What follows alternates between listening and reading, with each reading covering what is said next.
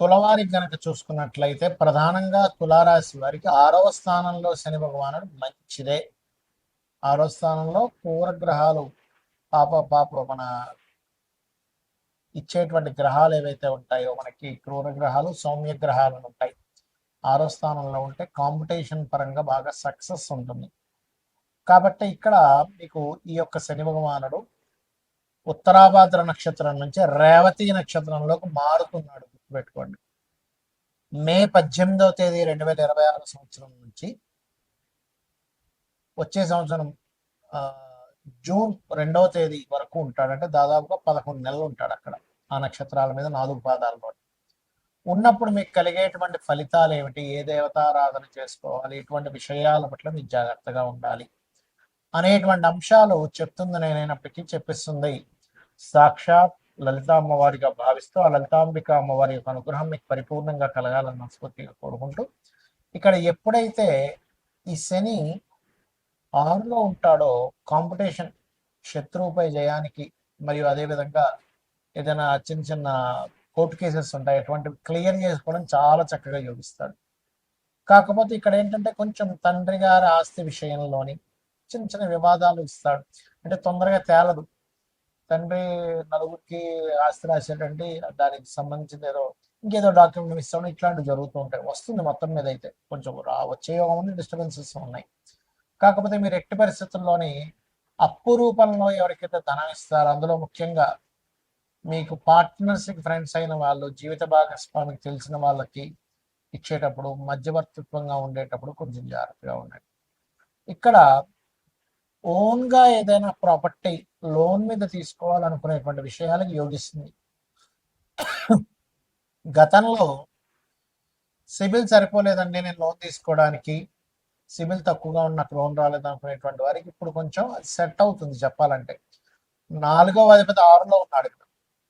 కాకపోతే ఏంటంటే కొంచెం గతంలో ఏర్పడినటువంటి బ్యాక్లాగ్స్ క్లియర్ అవ్వడము, ఇన్సూరెన్సెస్ మూలంగా కలిసి రావడము, ఉద్యోగంలో మార్పులు జరిగిన తర్వాత కొంత అభివృద్ధి యోగము. కాకపోతే ఏంటంటే కొంచెం మీరు ఈ ప్రమోషన్స్ విషయంలో కొంత అసంతృప్తికి లోనవుతూ ఉంటారు. కాబట్టి మీరు ఏం చేయండి, గణపతి యొక్క ఆరాధన, చండీ యొక్క పారాయణము, దుర్గా యొక్క ఆరాధన, ముఖ్యంగా ప్రమోషన్స్ రావాలి అని అనుకునేటువంటి వారు మీరు సూర్య నమస్కారాలు, ఆదిత్య హృదయ పఠనం చేయండి. ఆ సూర్య భగవానుడి యొక్క అనుగ్రహంతో 100% మీకు బాగుంటుంది, అందులో ఎటువంటి సందేహం లేదు. అయితే గోవులకు కూడా కాస్త ఎంతైనా సరే శని బుధుడు యొక్క నక్షత్రంలో సంచరిస్తున్నాడు కాబట్టి అందరికీ చెప్పేది ఒకటే, లాంగ్ టర్మ్ ఇన్వెస్ట్మెంట్స్ చేయండి. అందులో పర్టికులర్గా మీకు 12వ స్థానాధిపతి నక్షత్రం మీద కాబట్టి తులారాశి వారికి ఎక్కువ వర్తిస్తుంది ఇది లాంగ్ టర్మ్ ఇన్వెస్ట్మెంట్స్.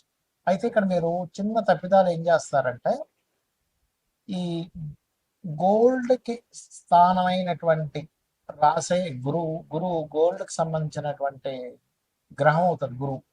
గుర్రాశుల్లో శని ఉన్నందుకు, ఇంకొక గ్రహం అయినటువంటి రవి రాశుల్లో కేతు ఉన్నందుకు తెలియకుండా పెరిగిపోతుంది కదా, అప్పు తీసుకొచ్చి గోల్డ్ కొందామని తప్పిదాలు చేస్తుంటారు. ఇక్కడ ఈ మిస్టేక్ అస్సలు చేయకండి, దయచేసి చేయకుండా నేను చెప్పినట్టు చేయండి. ఓం అపర్ణాయ నమః అనే మంత్రం చేయండి. ఒకవేళ ఇదివరకు అప్పులు ఉంటే కనుక క్లియర్ అవుతుంది. మరి దీని యొక్క ప్రభావం ఒక్కొక్కసారి పర్సనల్ చార్ట్లో శని బుధుడు యొక్క మహాదశలు అంతర్దశలు నడిచేటప్పుడు ఎలా ఇస్తాడు, మీ యొక్క లగ్నాన్ని బట్టి, మీ జాతక చక్రంలో శని బుధుడు యొక్క పరిస్థితులను బట్టి, శని మహాదశలో బుధుడు అంతర్దశ, బుధ మహాదశలో శని అంతర్దశ, దీని మీద కూడా ప్రభావం ఉంటుందండి. ఎప్పుడైనా ఒక గ్రహం ఒక నక్షత్రం మీద వెళ్తుంది, అప్పుడు కనుక మీకు ఇక్కడ మనకి గురువర్గ లగ్నాలు, శని వర్గ లగ్నాలు ఉంటాయి. ఆ లగ్నాలను బట్టి మీ యొక్క షోడశ చక్రాల్లో, అంటే మనకి 16 డివిజనల్ చార్ట్స్ అంటారు, వాటిని బట్టి దాని ప్రభావం మారుతూ ఉంటుంది. కాకపోతే ఏదేమైనా కానీ ఏమంటే నాకు జాతకం తెలియదు, ఏమీ తెలియదు, ఏం చేయాలి, ఈ శని బుధుల యొక్క కాంబినేషన్ అనేటువంటిది ఒక రకంగా చెప్పాలంటే ఇది ఫైనాన్షియల్ గ్రోత్ ఇస్తుంది. అయితే ఇండియాకి కూడా కొంతవరకు ఫైనాన్షియల్ గ్రోత్ ఇస్తుంది. అయితే మనం చాలా రోజులుగా చెప్పుకుంటున్నాం, 8-9 నెలల నుంచి చెప్తూనే ఉన్నాం, యుద్ధాలు పెరుగుతాయి, యుద్ధ సంబంధంగా వాటర్ ప్లేసెస్లో కూడా ఇంకా పెరుగుతాయి అనేటువంటి నీటి ప్రాంతాల్లో. ఎందుకంటే జలరాశులు అని ఉంటాయి, కర్కాటకము, వృశ్చికము, మీనము. ఈ జలరాశుల్లోకి ఎప్పుడైతే శని యొక్క సంచారం జరుగుతూ, మొన్న మనకంతా కూడా కుజుడు కూడా కలిసి ఉండడం, కుజుడు కుంభంలో ఉండి రాహుతో కలవడం, దాని తర్వాత శనితో కలవడం వల్ల జలరాశిలో ఉండేటువంటి జల ప్రదేశాల్లో యుద్ధాలు పెరగడం, జలరాశిలో ఉండేటువంటి అన్ని దేశాల్లో ఉండేటువంటి కొన్ని నౌకలకు ఇబ్బంది రావడం, అందులో ముఖ్యంగా ఇండియా నౌకలకు కూడా ఇబ్బంది రావడం, ఇవన్నీ చెప్పుకున్నాం మనం.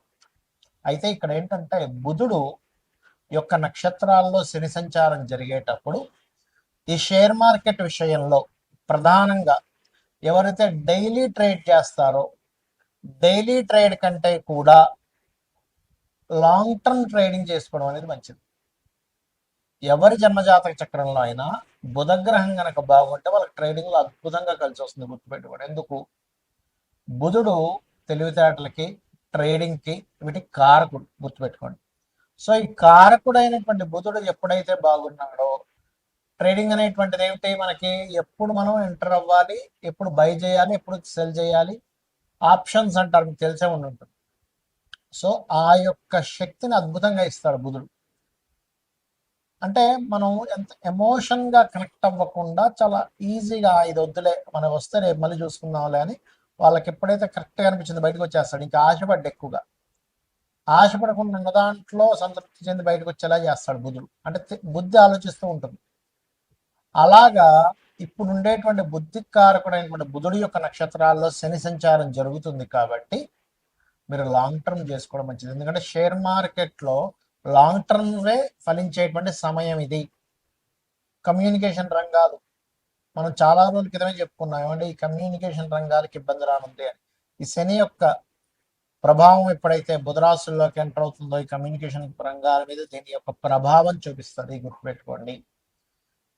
అలాగే మరొక విషయం ఏంటంటే ఇక్కడ ఈ అప్పులు ముఖ్యంగా ఏంటంటే ఎవరైనా ఏదైనా అప్పు తీసుకుంటే కూడా లాంగ్ టర్మ్ తీసుకోండి. ఏదో ఏమంటే ఎందుకు ఇచ్చేస్తాను, 10,000 ఉంటాయి అంటుంటారు కొంతమంది, 1,00,000 ఉంటాయి, ఏముంది సాయంత్రం ఇచ్చేస్తాను. ఆ సాయంత్రం మీకు రాకపోగా ఈ 10 రోజులకు రావడం వల్ల 10 రోజుల తర్వాత మీరు ఇస్తారు, 4 రోజుల తర్వాత మీరు ఇచ్చేస్తారు, ఇవ్వరని కాదు. కానీ అది ఏమైపోతుంది? మాట తప్పాడు, సాయంత్రం ఇస్తా అన్నాడు, ఫోన్ ఎత్తాడు, మొహమాటం, ఫ్రెండ్ దగ్గర పరువు పోతుంది, రిలేషన్స్ దగ్గర పరువు పోతుంది. అందుకని ఏంటి, ఆ 4 రోజులు తప్పించుకొని 4 రోజుల తర్వాత ఇగో నేను ఇచ్చేస్తున్నా అంటాడు. అప్పుడు ఏమైపోద్ది అంటే ఈ శని యొక్క రాసుల్లో ఎప్పుడైతే శని యొక్క నక్షత్రం మీద ఎప్పుడైతే శని వెళ్ళి బుధ నక్షత్రం మీద ఉన్నాడో ఇదేం చేస్తుంది? బుధుడు అప్పులకు కారకుడు కాబట్టి ఇది అప్పుల విషయంలోని కొన్ని దేశాల్లో ఆర్థిక మాన్యాలు, కొంత వాయు సంబంధంగా, వాయువులో బుధుడు వాయు కారకుడు. గుర్తుపెట్టుకోండి, వాయువుకి కారకుడు కాబట్టి వాయువులు మందంగా వేయడం, వాయువులో ఒక రకమైనటువంటి విష సంబంధించినటువంటిది కొంత ఇన్ఫెక్షన్స్ రావడం, ఇటువంటివన్నీ కూడా ఇస్తూ ఉంటుంది బుధరాశుల్లోకి శని యొక్క సంచారం. కాబట్టి మరి ఏం చేయాలండి? దేశకాల పరిస్థితులు ఇలా ఉన్నాయి కదా, ఏం చేయాలి? సింపుల్గా ఏమీ లేదు, మీరు చండీ వినండి లేదా విష్ణు సహస్రనామాలు వినండి చాలు. మీరేమి వేలు లక్షలు ఖర్చు పెట్టేసి ఏదో పూజలు చేసుకోవాలని ఏమి అక్కర్లేదు. మీకు డబ్బులు లేనప్పుడు భగవంతుడు నామస్మరణ చేత, అమ్మవారి యొక్క నామాల్లో ఒక నామం ఉంటుంది, నామ పారాయణ ప్రీత నంద విద్యా నటేశ్వరి అని. అంటే నామాన్ని పారాయణం చేస్తే ఆవిడ ప్రీతి చెందుతుందట. ఆవిడ కనుక ప్రీతి చెందితే మనం రక్షిస్తుంది. ఆవిడ ప్రీతి చెందడానికి కావాలి, అంతే కదండి. ఇప్పుడు ఒక తల్లి కనుక బిడ్డ, అయ్యో నా బిడ్డ అని ఫీల్ అయితే ఆ తల్లే రక్షించుకుంటుంది. కోడైనా చూడండి, కోడి పిల్లల దగ్గరికి వెళ్తే చాలు, కోడి పొడి చేయడానికి వచ్చేస్తుంది, పుల్లిన పొడి చేస్తుంది. కాబట్టి ఏంటంటే అమ్మవారిని నా తల్లి అనే భావనతో మీరు చేయండి. దేశకాల పరిస్థితుల్లో ఎటువంటి సిచ్యువేషన్స్ వచ్చినా కూడా మీకు ఎటువంటి ఇబ్బంది కలగకుండా ఉంటుంది. ఇంకొకటి, గోవులకి కాస్త గోంగూర బెల్లము ఎక్కువగా తినిపిస్తూ ఉండండి. గుర్తుపెట్టుకోండి, గోంగూర బెల్లం తినిపిస్తూ ఉండండి. కమ్యూనికేషన్స్ ఒక రేపు పొద్దున ఏదైనా కట్ అయినా కూడా కమ్యూనికేషన్స్ రంగాలకు సంబంధించిన ఏమైనా ఇబ్బందులు వచ్చినా సరే మనం ఎలా సర్వైవ్ అవ్వాలి అనే దాని మీద ఉండండి. ఇంట్లో చిన్న చిన్న ఇన్ఫెక్షన్స్ వచ్చినప్పుడు కొన్ని మనం మెడిసిన్స్ వాడతాం, అటువంటివి కాస్త ఇంట్లో పెట్టుకొని ఉంచుకోండి. ఎప్పుడు కూడా వాస్తు పరంగా కూడా ఇంట్లో ఎక్కువ జబ్బులు వస్తున్నాయంటే ఉత్తరం పాడవడం వల్ల వస్తాయి. గుర్తుపెట్టి, ఉత్తర ఈశాన్యం ప్రధానంగా.